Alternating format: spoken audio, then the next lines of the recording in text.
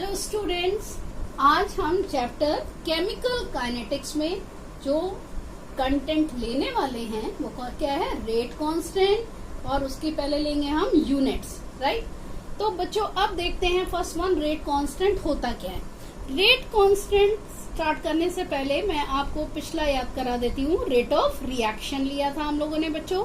Rate of reaction हमने क्या कहा था, change in the concentration with time, यानी कि रिएक्टेंट या प्रोडक्ट की कंसंट्रेशन में जो भी चेंज होता है पर यूनिट टाइम, उसको हम कहते हैं रेट ऑफ रिएक्शन। तो बच्चों रेट कांस्टेंट क्या है, इसको समझने के लिए बेटर रहेगा हम एक रिएक्शन ले लें। मैंने रिएक्शन ली बेटा, A gives B. A reactant है जो कि प्रोडक्ट बना रहा है बी, राइट। हमने लिया इनिशियली, यानी जब t इक्वल टू 0 है, इट मीन्स रिएक्शन अभी स्टार्ट नहीं हुई। मैंने कंसीडर किया है कि A की कंसंट्रेशन कितनी है, A मोल, राइट। तो B कितना होगा बेटा, 0। ऑलवेज रिमेम्बर वन थिंग कि जब रिएक्शन स्टार्ट ही नहीं हुई तो प्रोडक्ट की कुछ भी कंसंट्रेशन बनी ही नहीं, यानी प्रोडक्ट की कंसंट्रेशन क्या है बच्चों, 0, राइट। अब मान लिया हमने T टाइम हो चुका है, तब A की कुछ क्वांटिटी कन्वर्ट हो गई B में। कितनी क्वांटिटी, X क्वांटिटी। तो बच्चों A की जो क्वांटिटी अब बची है वो कितनी होगी, A माइनस एक्स, क्योंकि A इसकी क्वांटिटी थी इनिशियली, X वो क्वांटिटी है जो चेंज हो गई, तो बची कितनी बच्चों, A माइनस एक्स, राइट। अब देखिएगा तो B की कितनी क्वांटिटी बनी, X। अब रेट की बात करते हैं। रेट जिसको स्मॉल r से इंडिकेट करते हैं, रेट प्रोपोर्शनल होगा किसके, कंसंट्रेशन ऑफ रिएक्टेंट यानी A के।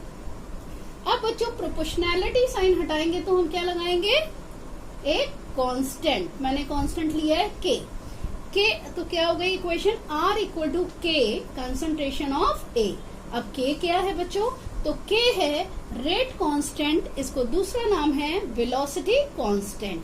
तो K को हम रेट कांस्टेंट या वेलोसिटी कांस्टेंट कहते हैं। अब बच्चों इसकी डेफिनेशन कैसे बनाते हैं, देखिए। मान लीजिए मैंने कंसंट्रेशन A की कंसीडर कर ली है 1। अगर A की कंसंट्रेशन 1 होगी तो ये क्या हो जाएगा, R equal to K into 1, यानी R इक्वल टू K। तो हम क्या कह सकते हैं, रेट कांस्टेंट क्या है, रेट कांस्टेंट किसके बराबर है, रेट ऑफ रिएक्शन के, जब कंसंट्रेशन रिएक्टेंट की कितनी है, 1। आई रिपीट, फिर से सुनिएगा कि rate constant in Hindi it is called वेग स्थिरांक। ये रेट ऑफ रिएक्शन यानी अभिक्रिया के वेग के बराबर है जब रिएक्टेंट की कंसंट्रेशन कितनी है, 1। क्लियर बच्चों। अब बात करते हैं इसकी यूनिट क्या होती है। तो बच्चों इसकी कोई फिक्स यूनिट नहीं है, ये डिपेंड करता है कि रिएक्शन किस टाइप की है। इसी चैप्टर में हम आगे पढ़ेंगे ऑर्डर ऑफ रिएक्शन।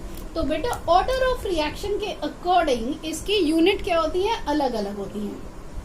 तो इसकी बार बार यूनिट याद करने से बेटर रहेगा बच्चों, एक फॉर्मूला आप प्रिपेयर कर लो। मैंने यहाँ लिखा है mole power is 1 minus n, litre power is n minus 1 second inverse.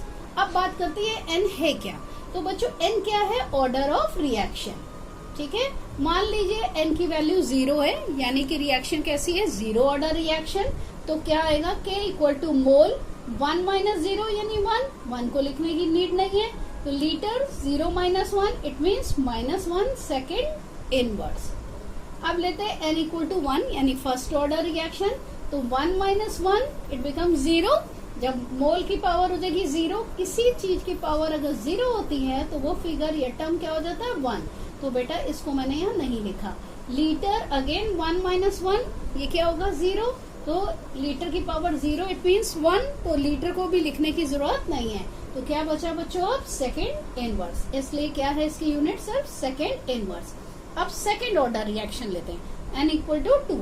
देखिए क्या होगा, मोल 1 माइनस 2 यानी मोल इनवर्स, लीटर 2 माइनस 1 यानी 1, तो 1 को मैंने शो नहीं किया है, सेकेंड इनवर्स। अब बच्चों लेते हैं, मान लीजिए थर्ड ऑर्डर रिएक्शन हो, तब क्या होगा, मोल 1 माइनस 3 यानी पावर -2, लीटर 3 माइनस 1 यानी 2, और सेकेंड इनवर्स। तो आप देखो बच्चों ऑर्डर ऑफ रिएक्शन के अकॉर्डिंग रेट कांस्टेंट की यूनिट अलग अलग होती है। बेटा ये बहुत ही इम्पोर्टेंट है, ये ध्यान रखिएगा। अभी भी बोर्ड में जो क्वेश्चंस आए हैं उसमें ये जो है यूनिट्स पूछी गई हैं। तो most important question for MCQ और you can say for competitive point of view. अब बच्चों आगे जो मैंने टॉपिक लिया है वो है रेट लॉ। हिंदी में इसे क्या कहते हैं?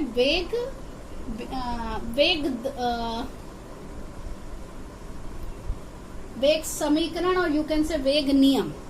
ठीक है। अब बच्चों देखिए क्या है, रेट इक्वल टू के रिएक्टेंट एन। मैंने क्या लिखा है?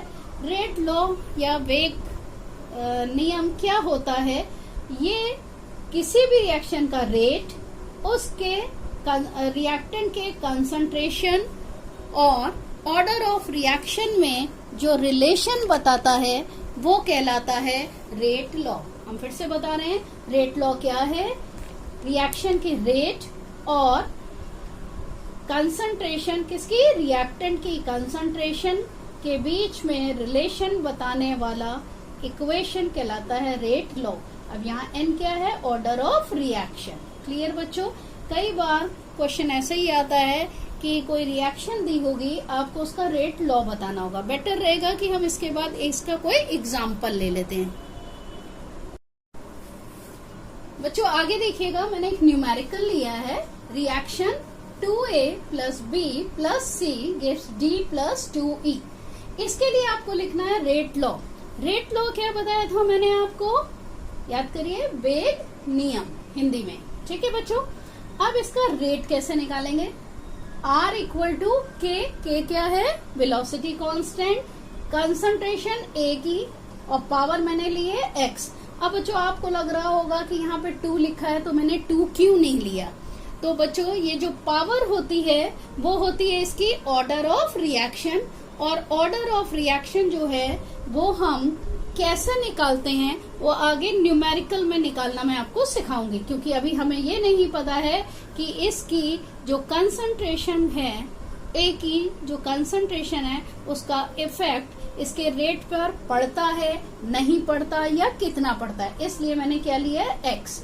इसी तरह रिएक्टेंट बी की पावर ले ली मैंने y, रिएक्टेंट सी की पावर ली है z। और न्यूमेरिकल में हमको जनरली दिया रहता है ऑर्डर ऑफ रिएक्शन किसकी क्या है, a की क्या है, b की क्या है, c की क्या है, तब हम उसी के हिसाब से x, y और z की वैल्यू रखते हैं।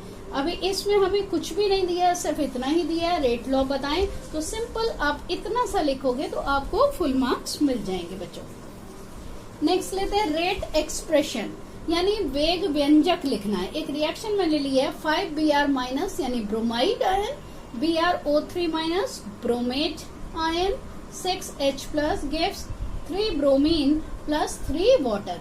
इसके लिए हमको रेट एक्सप्रेशन लिखना है। तो बेटा रेट R इक्वल टू क्या होगा? मैंने आपको पहले बताया था कि रिएक्टेंट के लिए नेगेटिव साइन लगता है। क्यों लगता है? क्योंकि ये माइनस साइन इंडिकेट करता है कि जैसे जैसे टाइम आगे बढ़ रहा है वैसे वैसे रिएक्टेंट की कंसंट्रेशन डिक्रीज हो रही है, यानी माइनस साइन डिक्रीज को शो करता है, और जो प्रोडक्ट है उसकी जो कंसंट्रेशन है वो धीरे धीरे इंक्रीज कर रही है, तो उसको हम पॉजिटिव साइन से देंगे। और पॉजिटिव साइन हमें दिखाने की जरूरत नहीं है, इसलिए देखिएगा मैंने नहीं दिया है। तो बच्चों मैंने क्या पैटर्न आपको बताया था कि जो नंबर ऑफ मोल्स होते हैं वो क्या होते हैं? उसके डिनोमिनेटर बन जाते हैं। तो ये क्या हो गया? 1/5 और dBr- आप चाहो तो यहाँ पर ΔBr- भी लिख सकते हो। इक्वल टू -d क्या है? Concentration of bromate ion upon dt, equal to minus ये 6 है इसलिए 1/6 d concentration of H+ upon dt। अब बात करते हैं प्रोडक्ट की। सारी वैल्यूज आपस में इक्वल है। तो बच्चों प्रोडक्ट के लिए देखिए मैंने यहाँ कोई साइन नहीं यूज किया। अगेन आई रिपीट, क्या है ये? पॉजिटिव। क्यों? क्योंकि कंसंट्रेशन इनकी बढ़ रही है। तो D concentration of Br2 upon 3 मैंने क्यों लिया है? क्योंकि नंबर ऑफ मोल्स क्या है? 3। ये डिनोमिनेटर में आ गए 3dt equal to D concentration of water upon 3dt। Clear है बच्चों? आगे भी न्यूमेरिकल में हम लोग इसको फिर से देखेंगे।